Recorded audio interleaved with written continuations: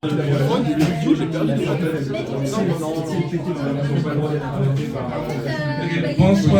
le monde. Bonsoir. À chaque fois de la même façon, même quand c'est une étoile. Très bienvenue sur l'UNSAP ce soir. Si les gens veulent avancer, ça sera très agréable parce qu'il y a 3 places devant. Ok. Très bien.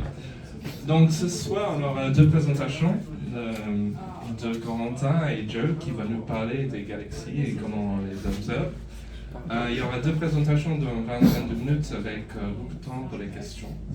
Et c'est très important que vous faites attention parce que si vous posez une question, vous pouvez gagner un sticker. Sauf que ce soir, on est très limité en nombre de stickers. Donc, surtout poser des questions vite. À 21h, il y aura du jazz. Donc, on va finir avant 21h. N'hésite pas d'aller au bar pendant les présentations. On va prendre des bières et tout ça. Mais il y aura une pause entre les présentations aussi. Vous pouvez aller prendre des bières. Et n'hésitez pas d'aller voir les speakers pour poser des questions si jamais vous êtes trop timide. Très bien, on va applaudir Corentin.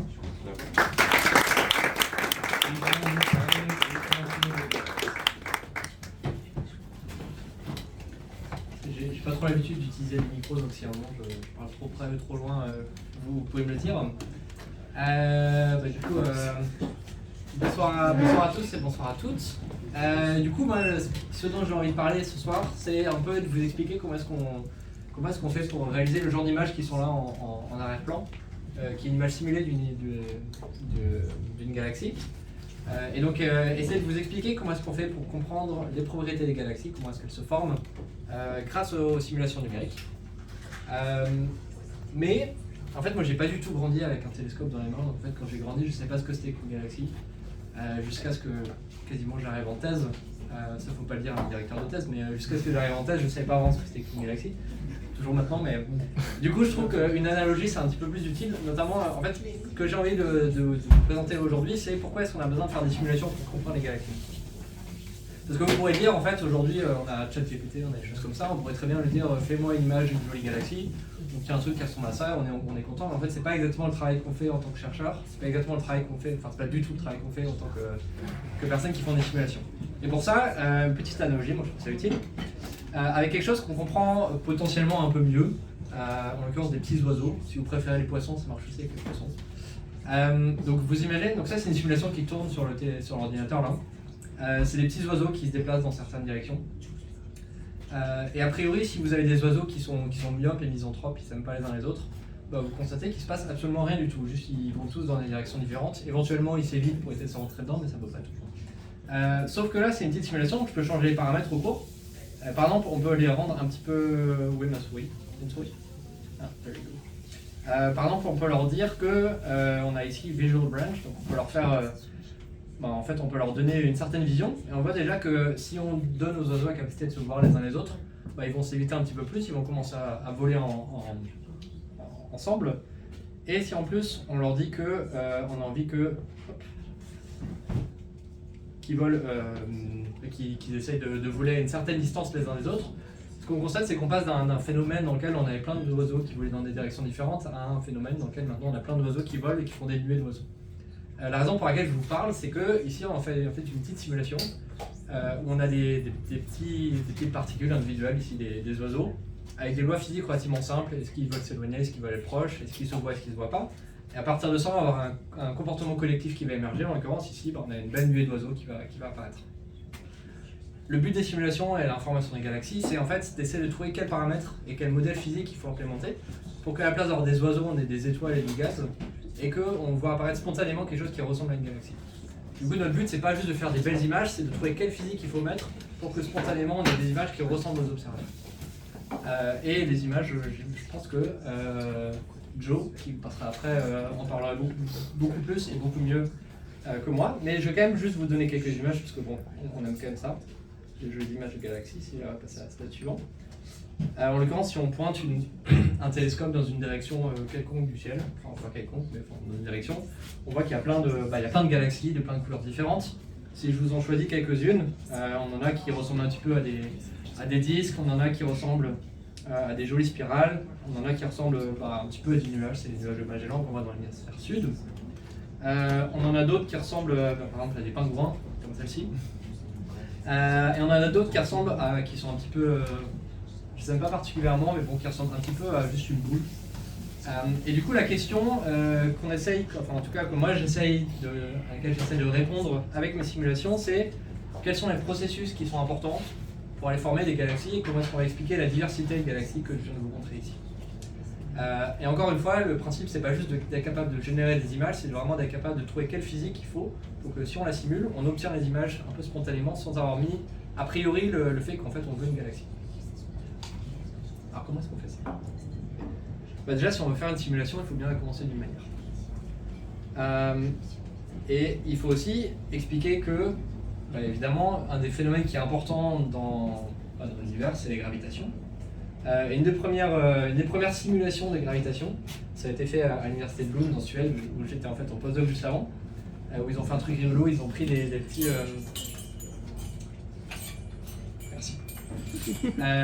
ils ont pris des petites ampoules et il se trouve que la lumière d'une ampoule elle décroît avec la même forme que la gravitation. Donc en fait, si on prend des petites ampoules et des petits récepteurs de lumière, en fait, on est capable de mesurer l'intensité gravitationnelle de manière analogique. Et du coup après on peut déplacer un petit peu chacune des ampoules dans la direction où la lumière est la plus forte. Et en fait en faisant ça on peut faire une simulation d'une galaxie, alors avec 37 particules. Il y en a à peu près 100 milliards dans la Voie lactée, donc on est un petit peu loin du compte. Mais en tout cas, dans l'idée, c'est un peu ça, c'est-à-dire qu'on va trouver une manière d'aller calculer combien de gravitation on a à chaque point, et puis après on va déplacer nos particules dans la direction qui nous attire, puis on recommence, et on fait ça des millions, des milliards de fois.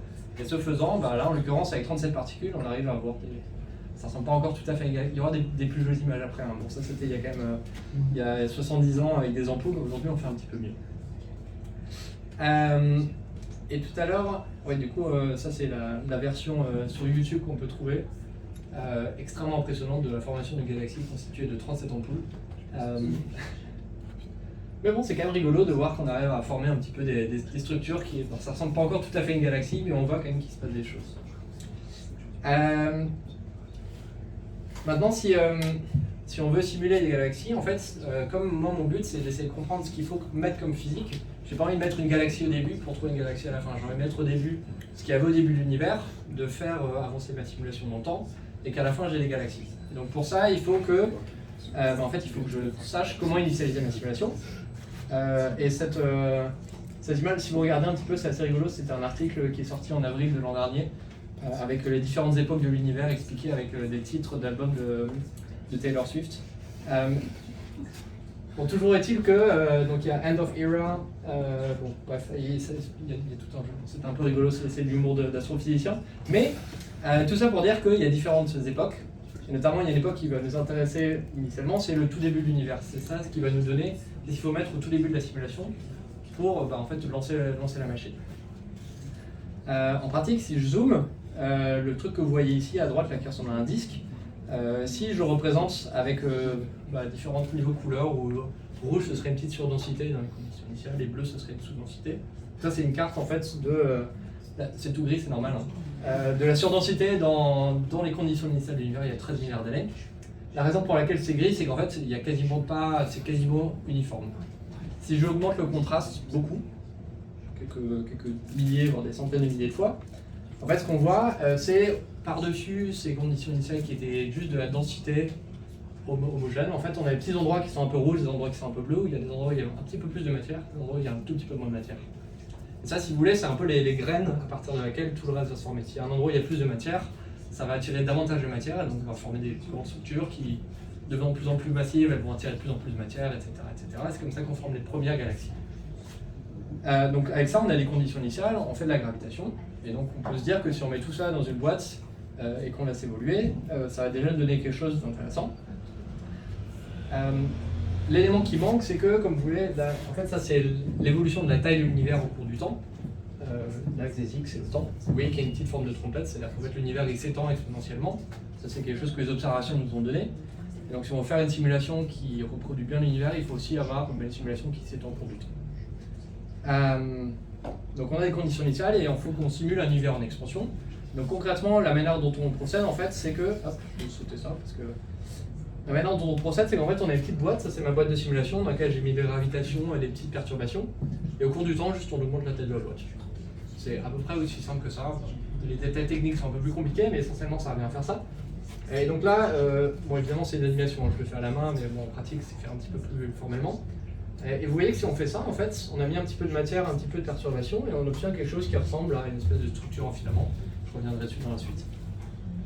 Mais bon, en tout cas, au début, on avait juste des petites perturbations quasiment homogènes, et là, on commence à avoir des choses qui ressemblent à des structures, et dans lesquelles, potentiellement, on pourrait commencer à former des galaxies. Ok. Mais il manque quand même un gros élément, c'est que pour le moment, je ne vous ai même pas parlé de gaz, je ne vous ai même pas parlé de matière. Et pour ça, en fait, on a aussi besoin, dans nos simulations, de rajouter de la matière, et en l'occurrence, la matière, la manière dont elle va évoluer, c'est selon les lois de l'hydrodynamique. C'est un gros mot pour dire qu'essentiellement, en fait, on essaie de suivre le gaz au cours du temps. Et une bonne analogie ici, c'est de regarder par exemple le comportement d'un nuage. Si par exemple on met une grille sur le nuage, d'après la vidéo, à l'œil nu, vous êtes en train de vous dire là, le gaz il va vers en haut à gauche. Donc en fait, ce que vous en rendez pas compte, mais en fait, ce que vous êtes en train de faire, c'est intégrer numériquement ce qui va se passer. Si je vous donne une image, vous êtes capable de dire le nuage il va aller vers en haut à gauche parce que vous savez qu'il y a du vent. Et si on fait ça numériquement, en fait, on peut aussi se dire on a du vent dans une certaine direction, on a une certaine quantité de matière, et du coup elle va être déplacée dans cette direction-là. Et aussi, si vous faites ça sur une grille avec un maillage très très fin, en fait, vous allez être capable de prendre du gaz et puis de le déplacer, et puis de le déplacer, et puis de le déplacer. Vous pouvez faire itérativement évoluer le gaz dans la simulation. Maintenant, vous avez de la gravitation et du gaz. Et vous pouvez aussi vous permettre de ne pas avoir une grille qui est complètement uniforme. Vous pouvez aussi augmenter la résolution. Donc, c'est un endroit qui vous intéresse particulièrement, je sais pas, parce qu'il y a le soleil, ou je sais pas, ou parce qu'il y a une galaxie par exemple. Vous pouvez augmenter la résolution à cet endroit-là, et du coup, vous pouvez continuer à faire votre simulation en essayant de trouver à chaque instant quelle va être l'étape d'après, et vous faites ça de manière itérative, et ça vous donne une manière d'aller résoudre les équations. Ok. Donc, dit autrement, les trois ingrédients que j'ai nommés jusqu'à présent, c'est la gravitation à gauche, l'hydrodynamique, donc comment le gaz va se déplacer, et le tout dans un contexte cosmologique, c'est-à-dire que la taille de votre simulation, la taille de votre boîte va augmenter avec le temps. Maintenant la question c'est, si on met tout ça ensemble, qu'est-ce qui se passe? Donc ici c'est une simulation que j'ai réalisée.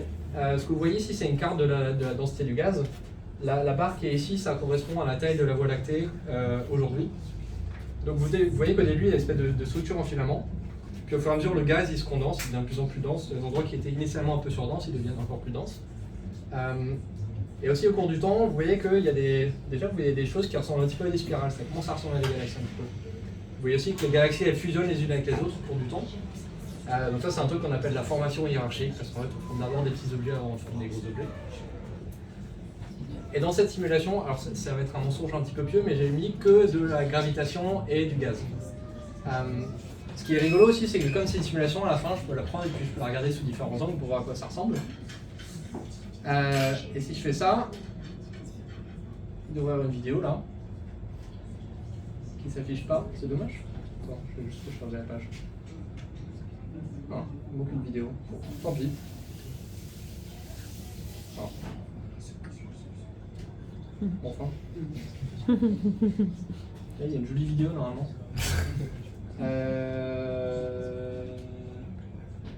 Je peux l'ouvrir sur. Oui, ah, pour le son.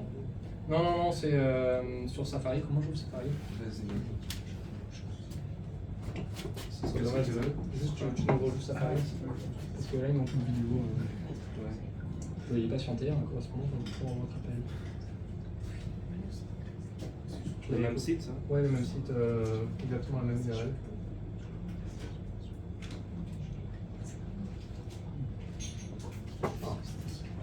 Ça marche.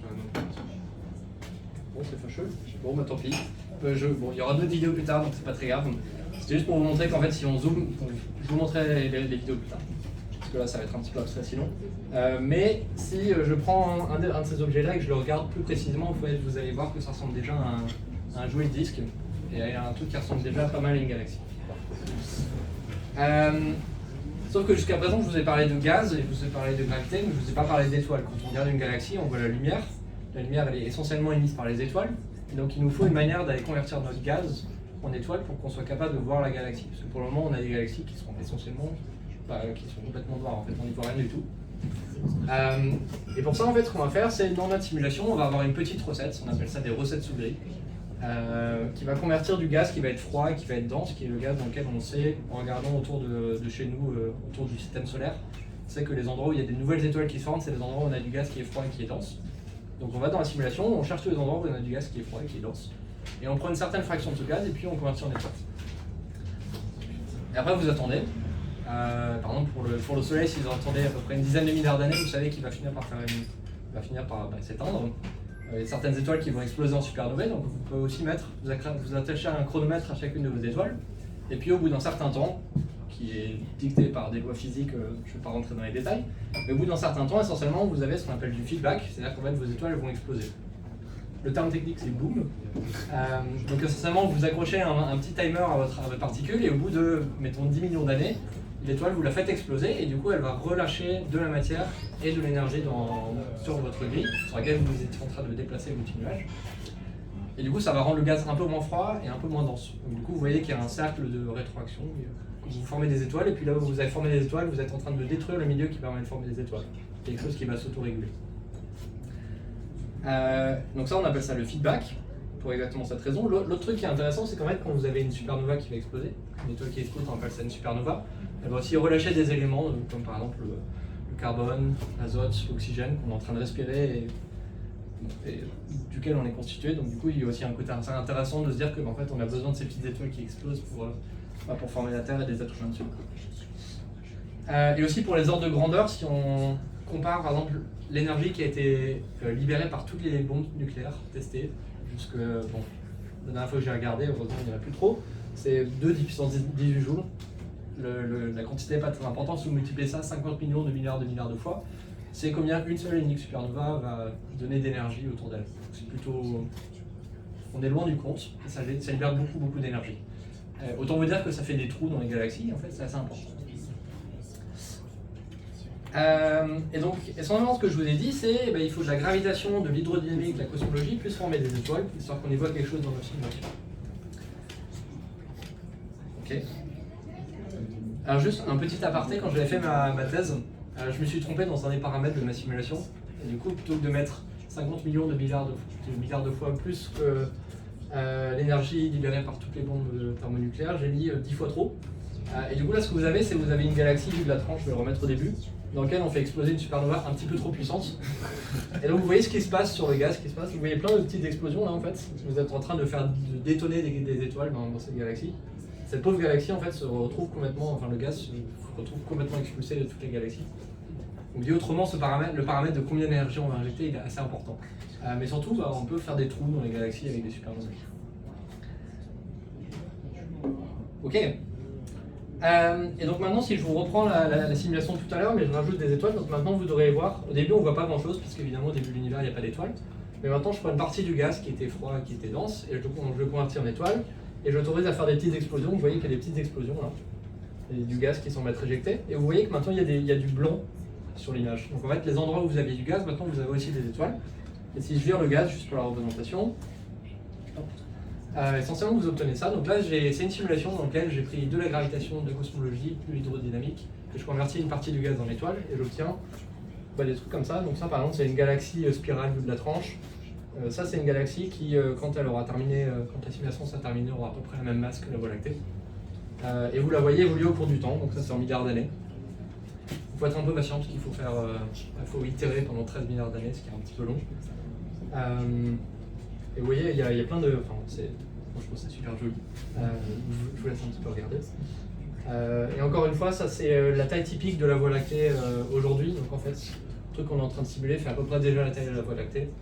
Mais cette fois simulée dans un ordinateur. Puis on a des trucs rigolos comme par exemple quand il y a des galaxies qui se rentrent dedans, vous voyez qu'il y a des étoiles qui se retrouvent arrachées dans la fusion, etc. Ce qui est assez intéressant parce que du coup on peut aussi faire des prédictions de ce qu'on va observer dans les... si on regarde dans un coin de la Voie lactée avec suffisamment de résolution, on peut se dire tiens, on va peut-être voir ce qu'on appelle des stellar streams, des courants d'étoiles qui ressemblent à ça. Il y a plein de choses à faire là-dedans.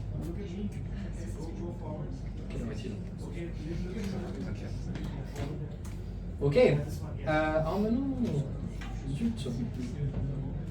Je vais attendre un petit peu. Parce que j'espère que les vidéos vont venir. Bon, c'est pas très grave. Sinon, je sortirai mon ordinateur après, je les ai sur mon ordi.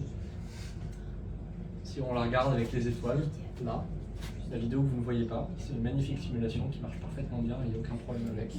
Elle est parfaite, donnez-moi un prix Nobel. C'est pas grave, je vais passer à la suite.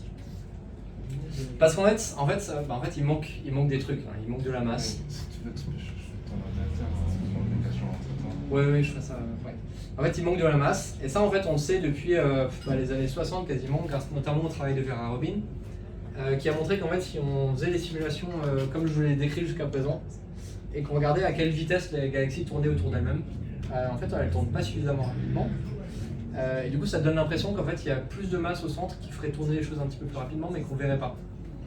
Ce qui a donné, ça s'appelle de la matière noire. En pratique, on peut aussi voir un truc qui s'appelle la lentille gravitationnelle, c'est-à-dire qu'en fait, la masse, elle peut courber les trajectoires des rayons lumineux, et en fait, en faisant ça, on se rend compte que pour expliquer la courbure de ces rayons lumineux, il faut aussi de la masse, qui se trouve être exactement la même masse que ce qui manquait là. Et on a aussi, par exemple, trop de galaxies qui sont massives par rapport à ce qu'on prédirait juste avec les simulations que je vais vous montrer. Ce qui s'explique aussi bien si on rajoute un petit peu de masse, et c'est de nouveau la même quantité. Donc cette masse qu'on ne connaît pas vraiment, on appelle ça la matière noire, c'est de la matière qui interagit juste par la gravitation. Et si on la rajoute, en fait, ça fait tourner nos galaxies un petit peu plus vite, ça change un petit peu la manière dont elles s'assemblent, mais c'est un élément qui va être nécessaire pour former des galaxies qui sont vraisemblables par rapport à ce qu'on observe.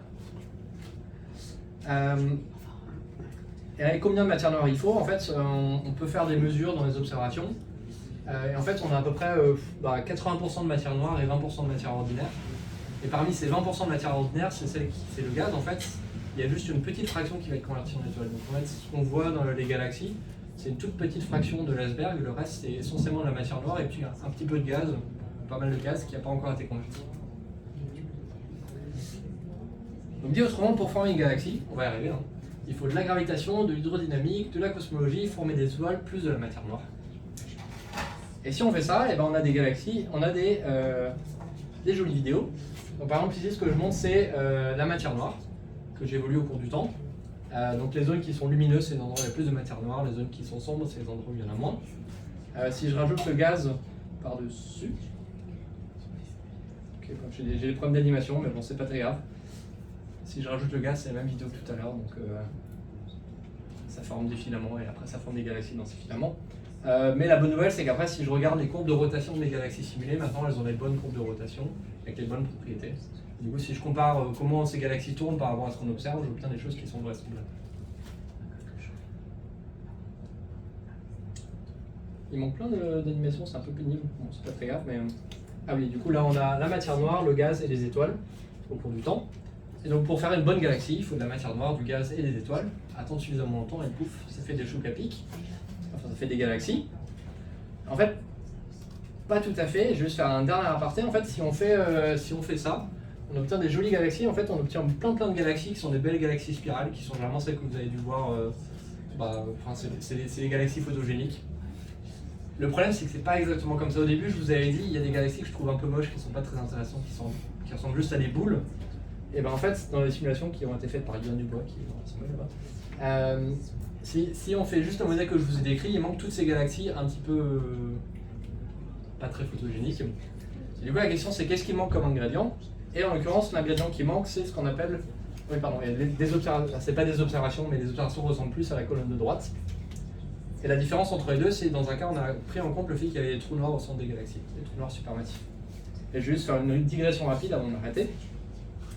En l'occurrence, on sait que par exemple, si on prend la Voie lactée, donc c'est pas la Voie lactée, mais si c'était la Voie lactée, on zoome au centre, parce qu'évidemment la Voie lactée, on peut pas la voir de dessus, vu qu'on est dedans. Ce qu'on constate, c'est qu'en fait, au centre de la Voie lactée, on a ça c'est des observations sur une dizaine d'années des trajectoires des étoiles au centre de la Voie lactée. Ce qu'on voit, c'est qu'en fait, on a par exemple cette étoile là, elle tourne autour de a priori rien. Et en fait, si on prend un télescope qui fait à peu près la taille de la Terre, ce serait une autre présentation dont je ne suis pas du tout expert, mais qui s'appelle Event Horizon Telescope. Ce qu'on observe, c'est qu'en fait, au centre, on a un truc qui ressemble à un donut, qui est en fait de la matière qui est en train de chauffer, qui est en train de tourner autour d'un trou noir supermassif. Et comme c'est un trou noir, du coup, on ne le voit pas, mais par contre, il est massif, donc des étoiles peuvent tourner autour. ce que vous voyez là, c'est vraiment une observation directe d'étoiles qui sont en train de tourner autour d'un trou noir supermassif au centre de la Voie lactée. Et maintenant, ce qui se passe, c'est si on fait tomber de la matière sur ce trou noir, en fait, elle va se retrouver chauffée, il y a une partie qui va se retrouver expulsée. Et vous avez une autre manière de faire ce qu'on appelle du feedback. Donc, cette fois-ci, c'est de la matière qui tombe ou des étoiles qui tombent sur les trous noirs, qui vont se retrouver chauffées à blanc et essentiellement être réexpulsées. Et ce faisant, on va aussi chasser le gaz qui est dans la galaxie. Et en fait, on a quelques observations. Par exemple, on a cette magnifique, j'ai oublié le nom de cette galaxie, mais par exemple là, en fait, ce qu'on voit, c'est littéralement des jets de matière qui sont éjectés par le trou noir supermassif au centre, qui se retrouvent poussés à des échelles de plusieurs dizaines de fois la taille de la galaxie elle-même. Donc c'est vraiment des trucs, c'est une fontaine à eau, mais plus. Et en fait, si on fait ça, donc si on fait une recette où maintenant on prend le gaz qui est au centre, on l'autorise à former des trous noirs supermassifs et ces trous noirs supermassifs à éjecter de la matière, on a une autre manière de réguler la formation des galaxies. Et si on fait ça, en fait, on obtient des galaxies qui sont un petit peu plus crédibles. Ça va être plutôt le talk de Joe, j'imagine. Je ne sais pas s'il va parler exactement de ça, mais je spoil. Et donc, in fine, si on veut la recette de base qui est acceptée aujourd'hui pour former des galaxies qui sont à peu près crédibles, c'est qu'il nous faut de la gravitation. Je vous ai montré avec les petites bulles de lumière qui sont déplacées. Il faut de l'hydrodynamique, donc il faut du gaz qu'on va mettre initialement avec les conditions initiales de l'univers et puis qu'on va itérer pendant des milliards d'années. Il faut de la cosmologie, puisqu'il faut que notre boîte elle s'étende au cours du temps. Il faut de la formation d'étoiles, parce que sinon on ne voit rien. C'est un peu triste. Il faut de la matière noire, parce que sinon nos galaxies ne tournent pas assez vite. Et il faut des trous noirs supermassifs, parce que sinon nos galaxies qui sont massives, elles ressemblent toutes à des spirales, alors qu'en fait c'est pas comme ça dans l'univers.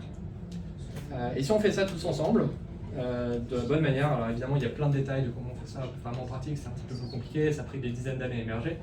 Mais si on met tous ces ingrédients ensemble, on obtient des galaxies qui tiennent à peu près la route, qui ressemblent à peu près à ce qu'on observe.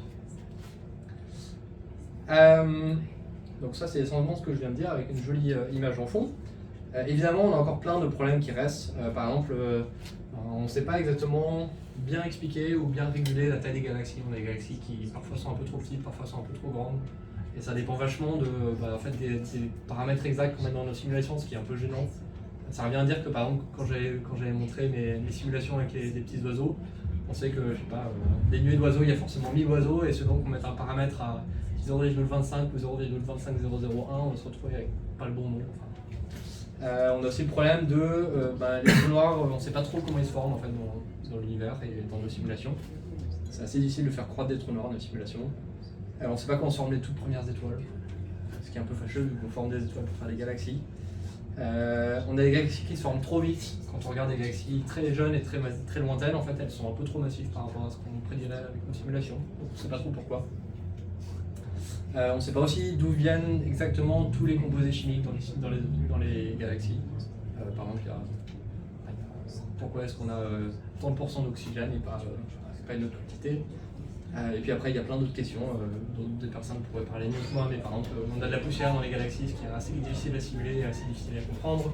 On a des rayons cosmiques qui sont des particules accélérées, etc., dont on ne connaît pas très bien l'origine.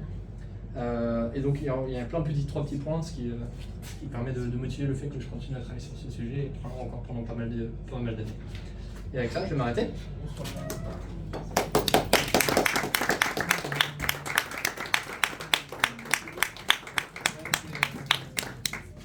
Je propose qu'on pose des questions pendant que je cherche son ordinateur.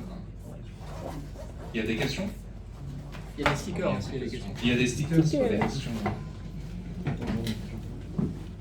Vas-y, c'est bon, je pense. Je vais juste faire une catastrophe avec le micro.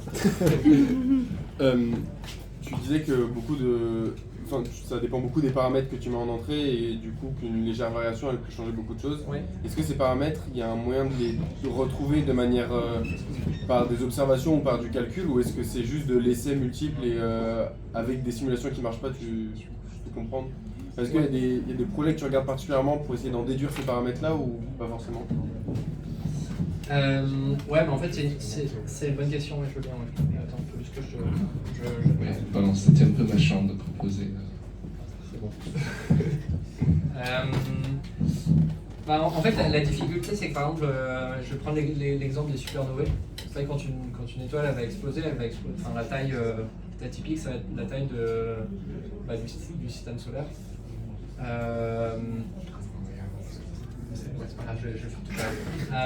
Le problème, c'est que dans nos simulations, les meilleures simulations qu'on fait aujourd'hui, la résolution qu'on peut se permettre d'obtenir, ça va être de l'ordre de quelques parsecs, donc essentiellement la distance entre le système solaire et l'étoile la plus proche. Donc on a plusieurs ordres de grandeur beaucoup plus grands.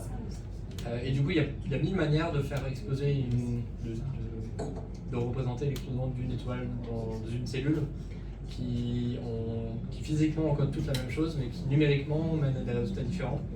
Du coup, c'est assez frustrant, parce qu'en fait, toutes ces manières qui physiquement sont équivalentes et numériquement sont différentes vont mener à des résultats qui sont différents. Et du coup, en fait, c'est pas forcément ultra intéressant de trouver le paramètre parfait qu'il faut mettre pour reproduire bien l'observation, parce que ce paramètre il n'a pas forcément beaucoup de sens. Par exemple, est-ce qu'on fait exploser notre supernova au bout de 10 millions d'années, ou 9 millions d'années, ou 8 millions d'années? Mais après, bon, il y a des gens dont le boulot c'est d'aller trouver les paramètres optimaux, parce que ce qui les intéresse c'est de reproduire au mieux les observations. Et si tu fais fi de la physique, tu peux trouver l'ensemble de paramètres qui reproduisent au mieux les observations. Mais par contre, du coup, tes paramètres ils n'ont pas forcément de sens physique. De la même manière que tout à l'heure, quand je montrais mes petits oiseaux, ils avaient un champ de vision, ils voyaient les oiseaux dans un certain rayon. Un vrai oiseau, il ne voit pas derrière lui, par exemple. Parce que du coup, c'est pénible. En fait, si tu veux faire les choses vraiment bien, en fait, il voit mieux devant que sur le côté, que derrière, etc. Et en fait, il faut mettre plein de détails. Ce qui fait que si tu fais une approche un petit peu trop granuleuse, en fait, le paramètre que tu vas mettre, il n'a pas forcément un sens physique, et du coup, chercher la valeur optimale, c'est pas forcément le truc le plus intéressant. Mais on peut le chercher. Ça marche pas bien. Okay. Non, mais il faut que je me souvienne le code du fait. D'autres questions? Pas d'autres questions. Si, il y a d'autres questions. Il n'y a pas de questions trop simples, mais il y a des questions trop compliquées. Ok, bon, on va mettre les vidéos. Ouais. Et après, on va voir le pause s'il n'y a pas d'autres questions. C'est ça que je vais chercher. Ouais.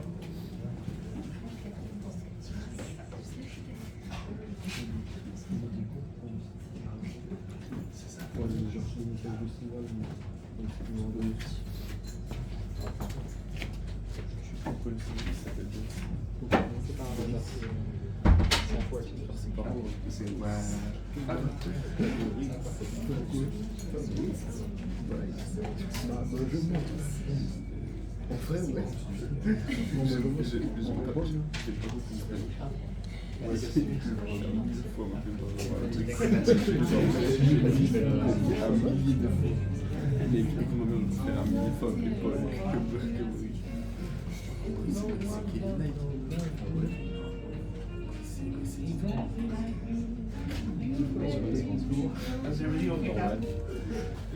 Yeah, we had a problem, but it's sorted. I'm just going to show you one video and then we have a Aha. Yes. Je me connecte avec ça. Oui.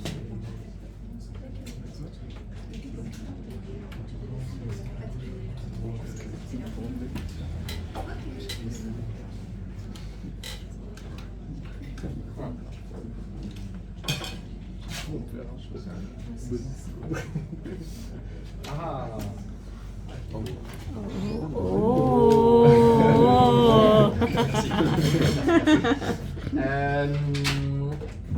Oui, du coup, c'est un peu dommage, je vous ai parlé de galaxies, et ceux vidéos qui ne sont pas montrés, c'est ça qui montrait un peu des galaxies. Du coup, ça c'était quand je vous ai montré cette vidéo avec juste le gaz au début. Si je zoome sur le machin au centre, du coup j'obtiens ça. Et donc on voit quand même que ça ressemble vraiment quand même pas mal à un joli disque avec des bras spiraux, etc., qui ressemble à des images que vous avez peut-être déjà vues de galaxies. Et aussi, si on regarde, ça c'est une carte de la température, où le bleu c'est du gaz froid, le rouge c'est du gaz chaud. Et donc on voit que je vous ai expliqué que pour former des étoiles il fallait du gaz froid.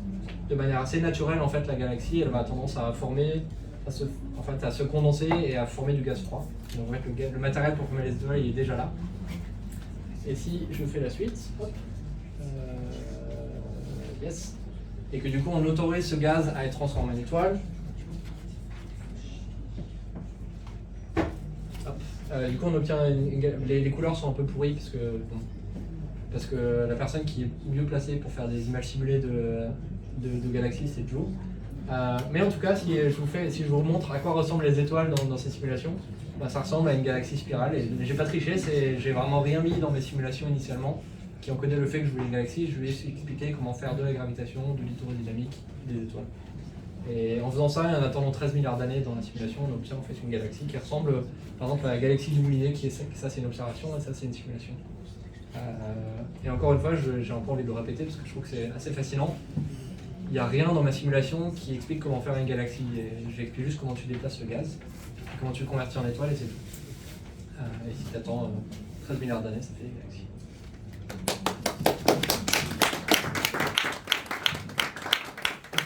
Une question, si quelqu'un a une question.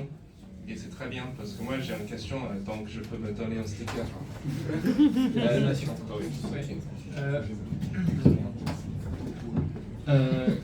Quand vous avez dit qu'il fallait du gaz froid pour former des étoiles, j'étais un peu perdu. C'est quel ordre que vous appelez gaz froid en fait?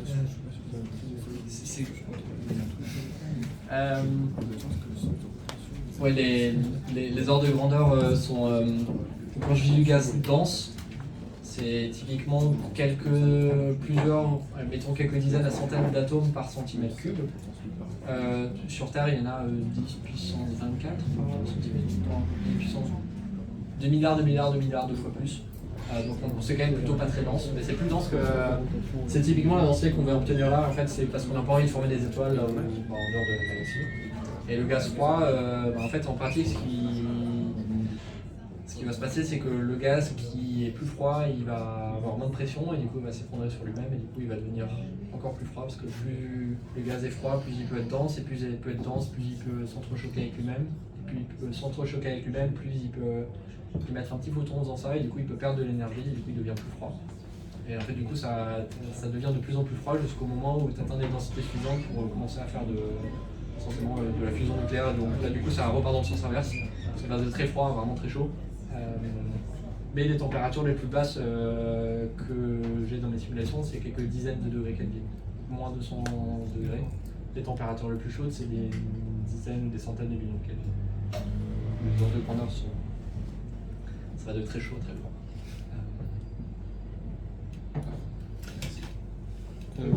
J'ai une petite question encore. Je voulais savoir aussi, je me rappelle plus trop, je me rappelle qu'il y a les galaxies qui sont, entre guillemets, elles tournent à peu près toutes dans le même sens, ou alors elles ont une inclinaison un peu toutes similaires. Est-ce que tu vois ça aussi dans les simulations? Est-ce que il y a une raison à ça de pourquoi elles tournent quasiment toutes dans le même sens? Qui tournent dans le même sens par rapport à quoi? La spirale, de mémoire, je me rappelle plus trop. Alors, tu veux dire pourquoi est-ce qu'elles tournent dans le sens de leur spirale ou inversement Oui, c'est ça. Et parce que de mémoire, je crois elles ont toutes un peu le même sens de rotation. Mais... par rapport à l'ordre qui serait donné par la spirale, effectivement. C'est-à-dire qu'il n'y a pas des galaxies qui ont des spirales. J'arrive pas à faire une galaxie. Oui. Mais c'est en fait parce que les spirales, en fait, c'est des ondes qui vont se propager dans la galaxie, de l'intérieur vers l'extérieur. Et du coup, en fait, ce qui va se passer, c'est comme la galaxie est en train de tourner, tu as une onde qui se propage, du coup, ça fait juste l'endroit où l'onde va se propager. Du coup, ça va créer naturellement un format de spirale qui va compresser le gaz, qui va former des étoiles. Et du coup, tu vois la compression du gaz dans les étoiles. Et tu as aussi une partie des étoiles qui vont un peu faire l'accordéon dans le sens. C'est un peu compliqué à expliquer, je sais pas très bien comment faire. Je vois. Et tu avais une autre question, tu avais dit spirale et... Non, l'inclinaison, mais justement, je savais plus trop, parce que de mémoire, elles avaient un peu toute la même inclinaison aussi. Mais... en fait, si on regarde dans l'univers, on voit des galaxies qui sont inclinées dans tous les sens.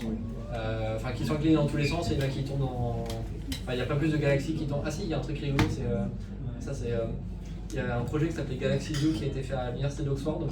En fait, on a fait classer à des gens des images de galaxies. On leur a demandé de dire est-ce que c'est une galaxie spirale.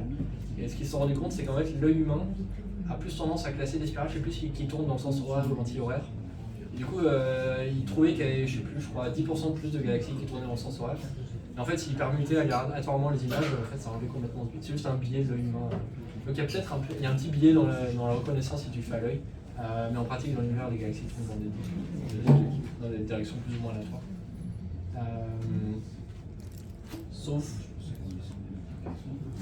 Sauf qu'en fait, pas vraiment. Très rapidement, et tu vois que là, il y a des espèces de structures en filament. Et en fait, les galaxies, elles ont tendance à avoir des alignements qui vont être préférentiellement perpendiculaires ou parallèles selon leur masse. Enfin, c'est très compliqué. Mais il y a un certain effet de cet environnement grande échelle sur l'orientation des galaxies. Ça, c'est un sujet de recherche assez actif sur lequel notamment je travaille. Il y a d'autres gens qui travaillent sur le sujet. Merci. Une question. Moi, c'est une question un peu plus technique. Comment vous faites pour simuler ce type de galaxie techniquement? Parce que j'imagine que vous faites, enfin, à part si vous faites simuler chaque grain de poussière un par un, ou alors, donc ça vous demanderait une puissance de calcul énormissime, et donc faire simuler ça pendant des jours, j'imagine. Ou alors, comment est-ce que vous arrivez à abstraire cet aspect du coup problématique du calcul, quoi. Juste pour donner un peu de contexte, la simulation qui est en fond, là, elle a tourné pendant 1 an sur 1500 cœurs en parallèle. Donc c'est toujours un peu long. En pratique, c'est une galaxie qui a à peu près la même masse que la Voie lactée aujourd'hui, donc 13 milliards d'années après. Donc c'est à peu près une centaine de milliards d'étoiles si on les simulait individuellement, ce qui n'est pas vraiment faisable. En fait, ce qu'on fait, c'est on les groupe par paquet de... En l'occurrence, c'est par paquet de 100 000. C'est-à-dire, en fait, une particule, ça en fait 100 000 étoiles. Ce qui nous permet de faire la simulation en temps raisonnable. Mais il y a des gens qui font des simulations de galaxies un petit peu plus petites où ils résolvent les étoiles une par une. Du coup, évidemment, tu ne peux pas faire des galaxies aussi massives que la Voie lactée. Et après, pour le gaz, il faut qu'on choisisse une résolution minimum. Tout ce qu'il y a en dessous de... Alors là, en l'occurrence, tout ce qui est en dessous de 100 années-lumière, juste notre élément de résolution, c'est 100 années-lumière, on résout rien en dessous. Donc en dessous, juste on s'arrête. Si tu me donnes des centaines de millions d'heures de calcul, je peux peut-être faire la simulation. Et ouais, du coup, en fait, on coupe un petit peu... En fait, on groupe les étoiles, on groupe la matière noire et on groupe le gaz par gros paquets, quoi. Et tout le jeu, ce qu'on appelle le calcul de performance, c'est d'essayer de faire des simulations avec des paquets plus petits.